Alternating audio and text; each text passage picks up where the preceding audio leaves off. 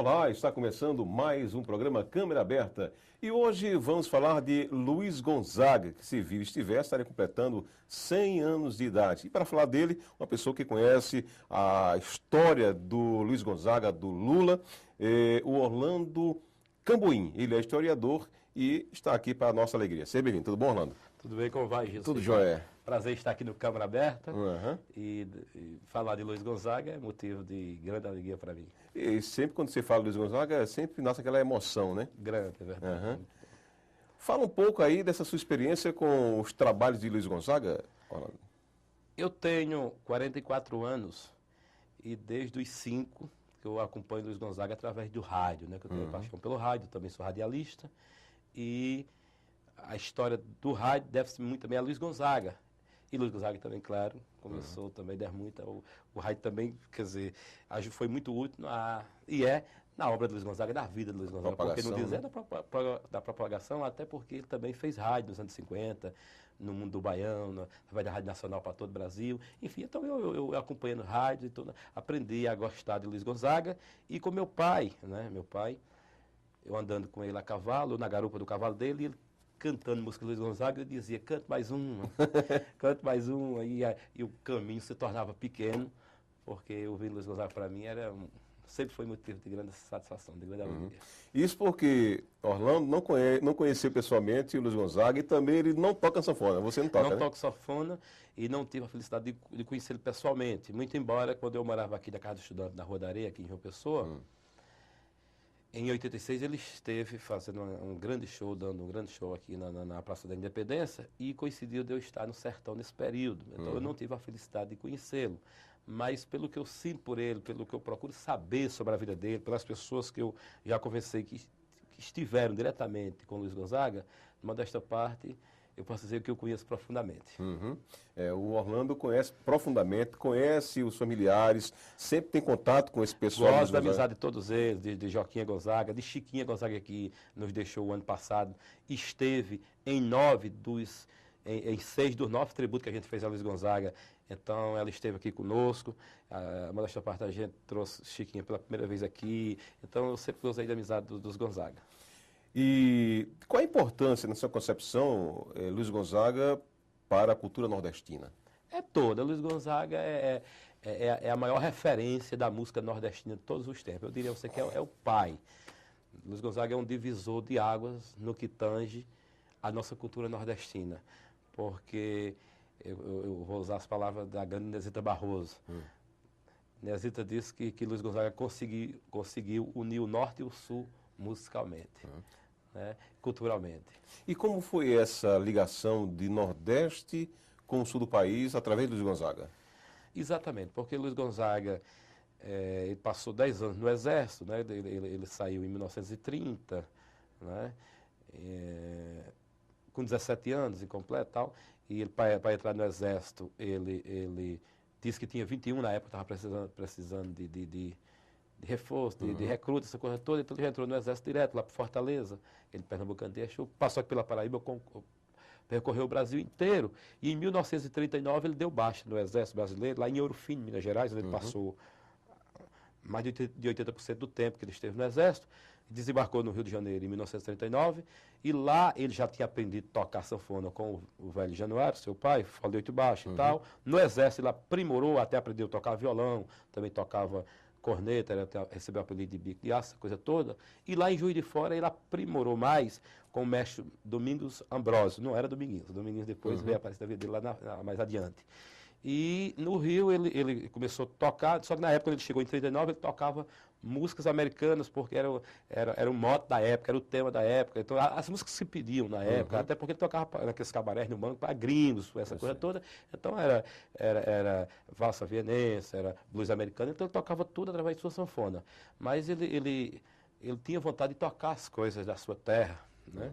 E ele encontrou na pessoa de Humberto Teixeira, foi o primeiro nordestino, o primeiro poeta que encontrou na figura de Humberto Teixeira, pessoas colocando melodias, música, ou até letras nas músicas que ele tinha levado aqui do Nordeste para lá. É tanto que o primeiro grande sucesso dele foi Lá no Meu Pé de Serra. Lá no meu pé de serra, deixei ficar meu coração. E por aí afora. Em 46 veio Asa Branca e tal. Então, a partir daí, ele começou a cantar os temas do Nordeste é que ele realmente conseguiu mostrar o Nordeste, vamos dizer assim, de corpo e alma. O Luiz Gonzaga ele começou tocando. Só tocando. Só tocando. Só instrumental. Só instrumental. Só instrumental, porque achavam que ele não tinha a voz adequada para cantar. Quer dizer, o preconceito com o nordestino, com o negro, semi-analfabeto. Luiz Gonzaga não tinha nem terra para morar, quer dizer, as terras que ele morava eram da família Alencar, achou essa coisa toda, mas aí ele rompeu todos esses preconceitos através da música, através do seu talento. E uma curiosidade, que o Fernando Lobo, que era pernambucano, era um dos diretores da RCA, vetou, disse que ele não tinha voz adequada. Um outro produtor, um outro diretor, Atlas Nunes, disse: você tem uma voz bonita, você vai cantar. E mais na frente, o próprio Fernando Lobo, que tinha o boicotou, disse: não, você vai gravar. E gravou até uma música do próprio Fernando Lobo, porque o pai do nosso é do Lobo, né? Enfim, então o Luiz Gonzaga ele conseguiu superar tudo isso aí. Qual foi a primeira música que Luiz Gonzaga cantou? A primeira foi Dança Mariquinha, em 1945. Qual é? Dança Mariquinha. Dança, dança Mariquinha. É uma mazurca, né? Que essa música ele fez com o carioca Miguel Lima, que foi o primeiro letrista dele, parceiro, era carioca. Mas exatamente ele procurava parceiro nordestino, poeta nordestino, que se identificasse com ele, que ele queria exatamente cantar a sua terra, como ele se autodizia: sou cantador, sou homem da terra. Então, ele queria cantar a sua gente, seu povo, os seus costumes, a nossa cultura. E as primeiras músicas que ele gravou, a primeira vez que ele entrou no estúdio foi em 1941. Ele gravou 4 músicas. Eu costumo dizer que entrou o Norte e o Sul neste dia. Porque entrou Nelson Gonçalves, representando o Rio Grande do Sul, e ele representando o Nordeste, dia 14 de março de 1941. Neste dia ele gravou Véspera de São João, uma música só instrumental, dele com Francisco Reis, numa serenata só dele, uma falsa bonita, Saudade de São João del Rei, que é de Turquim, um mineiro, mas ele quis homenagear São João del Rei, que ele passou lá pelo Exército, e fechando Vira e Mexe, que o Vira e Mexe é um chamego, uma música bastante conhecida, que foi essa música que o credenciou, que o abriu as portas do programa de Ari Barroso, que quem passasse pelo programa de Ari Barroso, que era um programa de rádio nacional, então estava com passaporte para ganhar o mundo da música, né? E ele, sempre que ele ia no Ari Barroso, ele só obtia 1 ou 2 pontos. A nota máxima era 1 ou 2. E a nota máxima era 5. E através do Vira e Mexe, que ele tocou aqui de sua autoria, então ele foi aplaudidíssimo e surgiram vários contratos a partir daí, inclusive até a gravação. Orlando, por que ele foi classificado de o Rei do Baião? O Rei de Baião, quem o denominou, batizou de Rei de Baião, foi exatamente ele ganhou esse título, foi em São Paulo. Foi em São Paulo, né? A música Baião, eu vou mostrar para vocês como se dança em Baião. Essa música ela foi feita em 46, por ele e Humberto Teixeira. Só que ele só veio gravar em 49, 3 anos depois. Mas em 46, o grupo cearense Quatro Asas em Coringa já havia gravado essa música e tal. E em São Paulo, você sabe que São Paulo é onde concentra o maior número de nordestinos e de gente do mundo inteiro. Então ele cantando em praças públicas, aquela coisa, então já com suas gravações, então ele foi aclamado Rei do Baião, né? Então foi a partir deles que é muito grato aos paulistas nisso aí, mas deixa claro que a gente sabe que quando fala paulista, grande massa nordestina. Quem ajudou a cidade a crescer foi exatamente. Então ele se tornou Rei do Baião e reinou durante mais de 15 anos absoluto com o Baião. O Baião, ele ganhou o Brasil inteiro nas paradas, não tinha outro gênero, todo mundo se voltou para o Baião. É tanto que a partir da década de 60 e 70, aí o Baião entrou em declínio, né? E surgiram outros movimentos, como Bossa Nova, Jovem Guarda, Bossa Nova, mas mesmo assim até os bossa novistas, como o pessoal Tropicália, como no caso o Gilberto Gil, Caetano, esse pessoal todo mundo gravou Luiz Gonzaga e tinha o maior respeito por ele, o maior carinho. Aí ele realmente, a coisa deu uma caída. Quer dizer, o Baião não estava mais, ele não estava mais em moda, não estava mais em moda. Ele não cantava mais nos grandes centros, essa coisa toda, mas não deixava de gravar, todos os anos ele gravava. E ele retomou com grande sucesso, assim, já como Gonzagão, desculpa, a partir da década de 80, né? Enfim, ele teve essa retomada. Como na vida tem os momentos altos e baixos da vida, ele teve a década, parte da década de 40, final da década de 40 e 50, sucesso absoluto. As décadas de 60 e 70 foi difícil para ir para o Baião.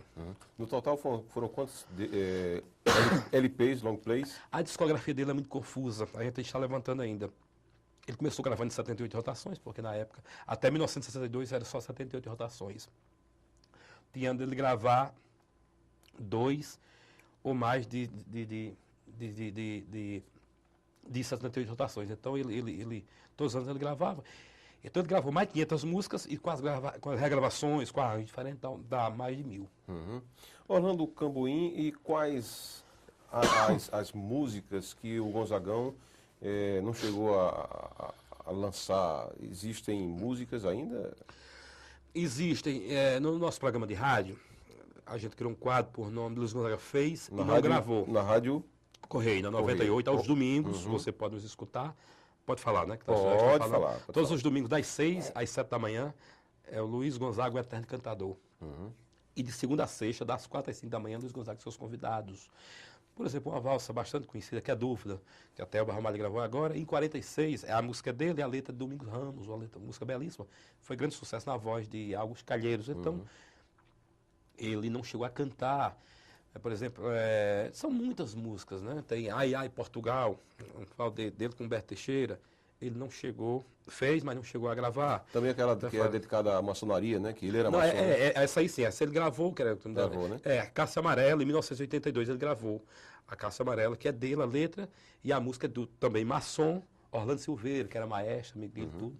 Luiz Gonzaga falando de maçonaria, ele começou no exército, na maçonaria em 1971, lá no Rio de Janeiro. Fundou na sua terra natal, na cidade de Exu, uma loja maçônica, e através da maçonaria ele conseguiu ajudar muitas pessoas, levar muitas coisas boas para Exu, né?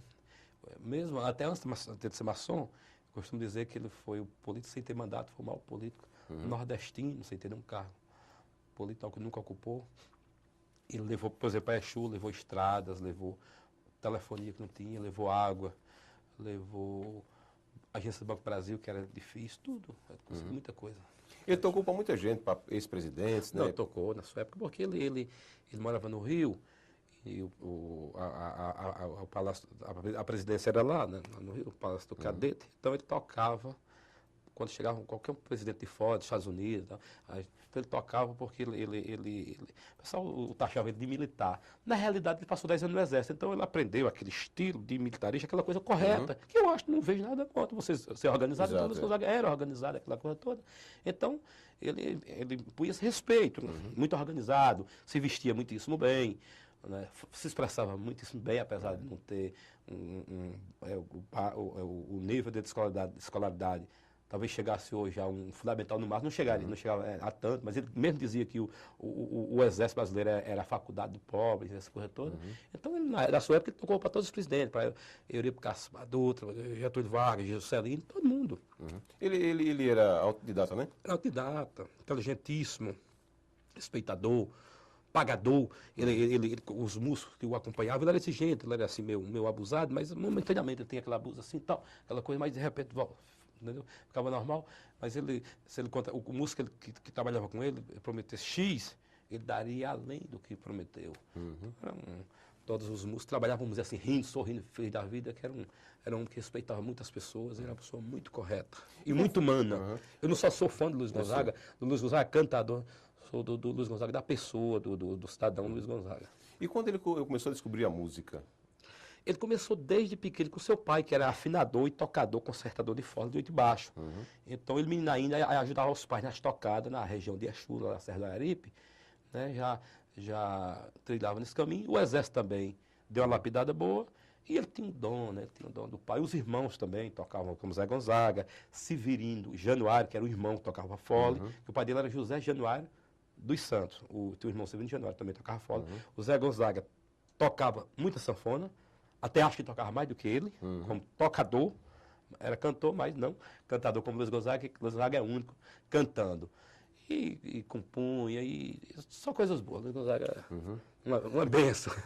O Orlando, tem curiosidade uma das músicas de Luiz Gonzaga, por exemplo, é Januário. O que é que tem a ver Januário? Respeito a Januário? Respeito a Januário. Respeito a Januário. Pois é. Quando ele voltou em 1956, quando a gente conhece aquela história, Respeito a Januário, que tem ela só cantada, que essa música foi gravada em 1950. Aí, por exemplo, em 79, ele conta toda aquela história, no caso, se torna um caos, né? Que ele diz que quando chegou de madrugada, aquela história toda nós conhecemos e tal. Aí ele puxou a sanfona para mostrar, aquela sanfona de 28 baixos. Aí o primo dele, Raimundo Jacó, disse: Luiz, respeita Januário, os 8 baixos do teu pai e tal. Aí ele disse: pois é, ele viu isso com um carinho, falou: exatamente, tem que respeitar meu pai, que é tudo. Aí, então ele convidou o cearense de Iguatu, o doutor Humberto Teixeira, para ele para fazerem Respeita Januário. Luiz, respeita os 8 baixos do teu pai, essa coisa toda aqui. Ele classificava essa música como uma das 3 que ele mais gostava, que ele disse que Asa Branca, Que é um clássico, por ter colocado na proa do sucesso, Respeita Januário, e a Triste Partida para Teve da Saré, que era exatamente uma saga, mostra a vida do nordestino que migrava, como ele migrou lá para o sul do país, que se emocionava ele com a plateia, com o povo. Setembro passou, por outubro, novembro, contando a história, a saga do campo. Muitas vezes ia lá para o sul e não tinha mais condição de voltar, mais nunca, porque não tinha condição. Então ele disse que era a música que ele mais se emocionava. Mas ele gostava de muitas músicas, principalmente A Volta da Asa Branca, que é até mais bonito que a Asa Branca, que mostra o Nordeste diferente, Nordeste chovido, enquanto a Asa Branca, ai, ai, que eu lamento. A Volta da Asa Branca, ele diz: setembro passou, já faz 3 noites que para o norte relampeia, asa branca ouvindo o ronco do trovão, já bateu asas e voltou para o meu sertão, haha, eu vou embora, vou cuidar da plantação. Quer dizer, ele mostra, no Nordeste ele queria ver. Luiz Gonzaga era um socialista nato, nessas coisas de querer o melhor para os outros, essas coisas. Ele não fez nenhuma música, ou fizeram para ele, música para alfinetar político, não, né? Político. Ele era habilidoso. Mas eu tenho um grande protesto, o primeiro grande protesto do Brasil, conhecido a nível nacional, Voz da Seca, de 1953, meu filho, de Zé Dantas, aí eu me arrepio, não por ser meu conterrâneo, mas era o cara, com todo respeito a Humberto Teixeira, o Zé Dantas era mais poeta. Luiz Gonzaga dizia que vinha em Zé Dantas o cheiro do bode, o barrão, aquela coisa, o caboclo da roça. Quer dizer, o que eles fizeram em 53, Voz da Seca, na minha concepção era para todo político brasileiro ter estampado no seu gabinete esse discurso, Voz da Seca: seu doutor, uma esmola a um homem que é são, ou lhe mata de vergonha, ou vicia um cidadão. Quer dizer, aí norteando e mostrando como é que devia fazer, dê serviço ao nosso povo, criar as barragens, de cidadania, ninguém quer esmola. Então, meu amigo, um negócio desse, um recado desse, e continua cada vez mais atual. Ninguém quer se corromper, ninguém quer roubar, ninguém quer dignidade de trabalho, que a gente dá resultado. Não é verdade? Então, isso aí é uma música atualíssima, Voz da Seca, que nós estamos em 2012, está completando o quê? 60 anos e continua atual. É verdade. Orlando, como foi a saída de Luiz Gonzaga de Exu para o sul do país? Ele saiu porque ele namorava uma caboquinha lá da família Saraiva, Nazinha Saraiva. Ele morava com os Alencar, já tinha a rixa de família. E o preconceito era grande, por quê? Negro, pobre, semi-analfabeto e sanfoneiro, que sanfoneiro na época não tinha. Então Luiz Gonzaga deu dignidade ao acordeão, a cor mais linda do mundo. A sanfona foi Luiz Gonzaga, o pai da matéria, como diz o nosso Alcimar Monteiro. E o pai, obviamente, não queria. Uma menina branca estudava no Recife, né, para ser uma doutora, sei lá, uma médica ou uma advogada na época, enfim. Aí Luiz Gonzaga, quando soube que não queria, tomou uma cachaçazinha. Luiz Gonzaga dizia: eu não sei o que é que tem cabra covarde que quando quer tomar satisfação com alguém, toma uma para dar coragem. Ele foi lá na Matança, que a Matança é onde é o matadouro, não matava gado, né, e foi tomar satisfação com ele. Seu Raimundo Delfino, é verdade que o senhor anda me descompondo por aí, anda me dizendo umas coisas? Que nada, Luiz, você é meu coração, filho de Januário Santana, não sei o quê. Pois eu ouvi dizendo, quer dizer, ele disse que disse às últimas ao homem. Com isso, ele pegou e foi contar para Bular já os companheiros, os pareceres dele.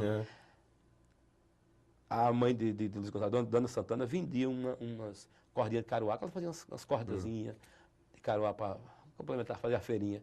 Foi lá para a feira, onde ela se encontrava, disse: Santana, tira Luiz daqui, porque senão a coisa não vai ser boa, não. E juntou as cordinhas, botou em cima do jumentinho, vamos embora. E Luiz Gonzaga dizia que ela dizia: vamos ligeiro, dando suor, ali da cachaça fraqueza. E vamos embora. Chegou em casa, pisa boa em Luiz Gonzaga. Januário nunca tinha batido nele, ainda deu um chega para lá. Aí ele disse: com isso eu vou embora, me senti desmoralizado. Mas na realidade ele tinha vontade de ganhar, predestinado para ganhar a vida. E foi por conta disso aí que ele ganhou o exército, ganhou o mundo e se sagrou rei de Baião, graças a Deus. Como surgiu a música, esse clássico Asa Branca? Asa Branca já era um tema do folclore nordestino, né? O próprio Januário já tocava, já cantava. Então, Luiz Gonzaga foi inteligentíssimo, sempre foi uma pessoa muito inteligente. Então, ele pegou esse tema e convidou o doutor Humberto Teixeira, que era considerado como o doutor do Baião, ou os doutores do Baião, Humberto e Zé Dantas, porque um era médico e outro era advogado. O doutor Humberto era advogado. E para fazer direitinho, montar a música direitinho, agitar os versos, a coisa toda, a melodia, para isso aí. Então, que exatamente já era um lamento, que as cantadeiras, as apanhadeiras de algodão, as lavadeiras de roupa já cantarolavam por aí. E vamos curtir um pouquinho aí de Luiz Gonzaga com a música Asa Branca? Asa Branca. Que foi gravada no... Quando olhei a terra arder, qual fogueira de São João, eu perguntei a Deus do céu, ai, por que tamanha judiação? Eu perguntei a Deus do céu, ai, por que tamanha judiação?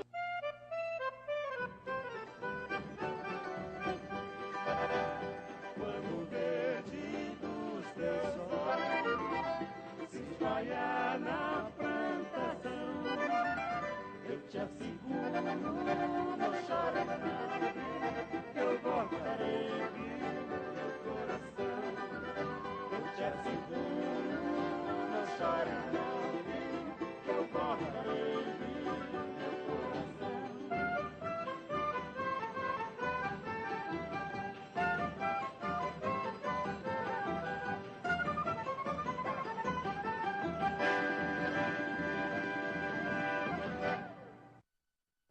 Daí, Asa Branca, Luiz Gonzaga e essa turma aí de artistas brasileiros.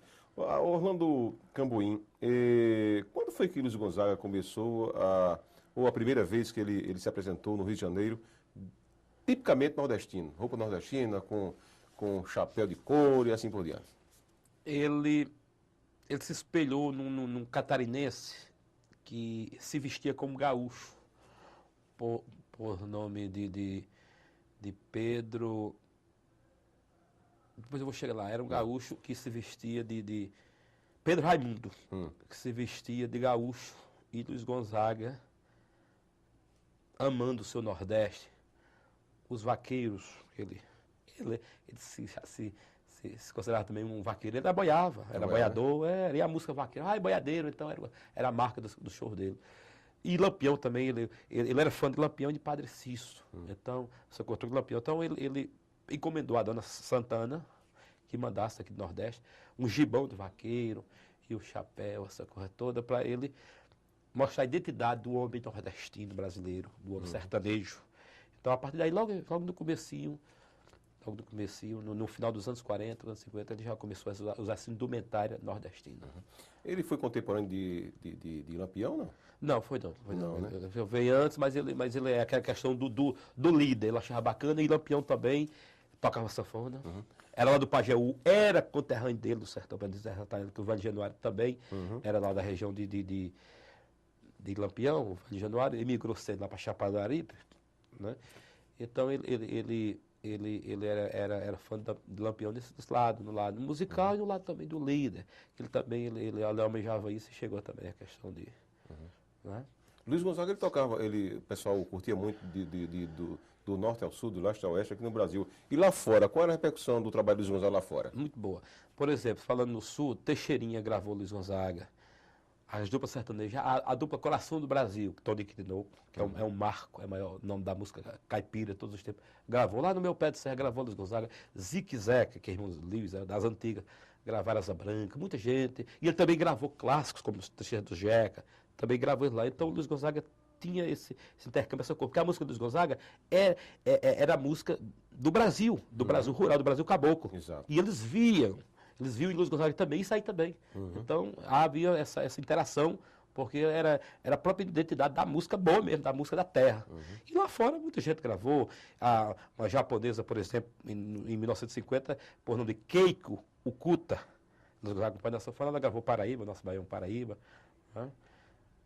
Gravou Baião de Dois. Outros cantores do mundo afora gravaram, porque são nomes tão complicados que eu não sei assim, nem dizer. Nem dizer. Mas eu sei que o mundo inteiro continua gravando Luiz Gonzaga e aplaudindo, né? Aham. E como foram as aberturas com tocante à comunicação para divulgação do trabalho de Luiz Gonzaga no Rio, São Paulo? As rádios recebiam bem esse trabalho? Recebiam bem. Ou tinha aquele barrismo? Não, recebiam bem, porque, como dizer, estava em moda. Quando o artista está em moda, é muito bom. Ele disse, depois a coisa se complica, como eu falei no começo da entrevista, que como o Baião reinou absoluto de ponta a ponta do Brasil final da década de 40 e 50, então, pelo contrário, era cortejado por todos, né? Até pessoas de outros segmentos da música.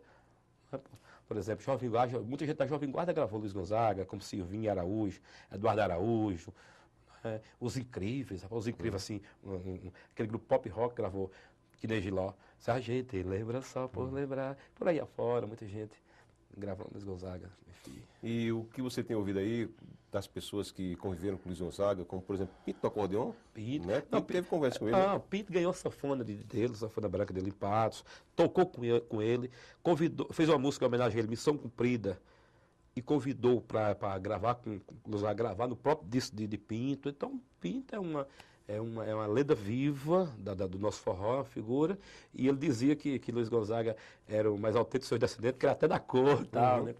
E, com certeza, esse pessoal tudo de Zé Ramalho, Elba Ramalho, Vitor Farias disse que é o pai de todos nós, ele diz assim, né? Luiz Gonzaga, Elba, Fagner, Alcimar Monteiro, Jorge Altice, esse pessoal, Alceu Valença, todo mundo aí são seguidores de Luiz Gonzaga, são filhos, musicalmente falando. Luiz Gonzaga tinha um problema da visão? Ele sofreu um acidente e perdeu o olho direito. No Exército, não? Não, já depois. No final de carro, ele dirigia ruim, se aperreou um dia com um compromisso, ele é muito assim. Aí disse, me deu o carro e pula rádio, dirigiu, aí caiu. Mas não... ele era muito brincalhão, era? Era brincalhão e na hora de ser sério, era sério. Pô, mas ele pessoal ele é dele, né? bem humorado. Aqueles caos que ele contava não era por acaso. Adorava feira, né? Ele fazia um show, ou a cantoria, vamos dizer assim. Aí ia para a feira livre e gostava de uma capangazinha de couro. Eu estive conversando com o sobrinho dele, Sérgio Gonzaga, meu amigo. Aí, seu Luiz, chegava passando a mostra na cabeça, um sofredor na época, não tinha essas bolsas por aí, Bolsa Família, não sei o quê. Seu Luiz, a situação está bem ruim, esse ano eu não lucrei nada, me deu um dinheirinho por feirinha, Luiz Gonzaga. Meu filho, dê essa capangazinha aí. Aí saí distribuindo, quando era no final da feira, não tinha mais um centavo. Aí o sobrinho disse, Tio Gonzaga, porque os mais íntimos chamavam Gonzaga, né? Tio Gonzaga, o dinheiro foi-se embora. Aí dizia, meu filho, vocês nunca passaram fome, não. Eu sei o que é isso. Então, era um homem generoso, um homem que distribuiu mais de 300 sanfonas, que fazia o bem. Eu sou uma pessoa assim, que eu acredito muito na outra vida, e quando a gente planta o bem, colhe o bem. Então, este sucesso que ele está colhendo no momento, sabe, o Brasil inteiro voltado para o centenário do Luiz Gonzaga, é fruto do que ele plantou. Não só através da música, mas através do lado humanitário, do cidadão, do homem, Luiz Gonzaga. Como era Luiz Gonzaga pai? Ele era um doce. Muito embora ele não tenha convivido com Gonzaguinha, porque só tinha 2 filhos adotivos. Exato. Ele era estéril, né? E a mãe de Gonzaguinha era uma cantora da noite, a Aldaléia Guedes dos Santos. Ele lá conheceu que o Luiz Gonzaga era... Namorador? Era namorador. Mas o namorador, discreto, mas era namorador. Era bonito também, era tocador e cantava bonito. Então as caboclas que deitavam os olhos pro lado dele, ele também deitava pro lado delas. E ele conheceu a Morena Bonita, né, a mãe de Gonzaguinha, cantando na noite, cantando bonito.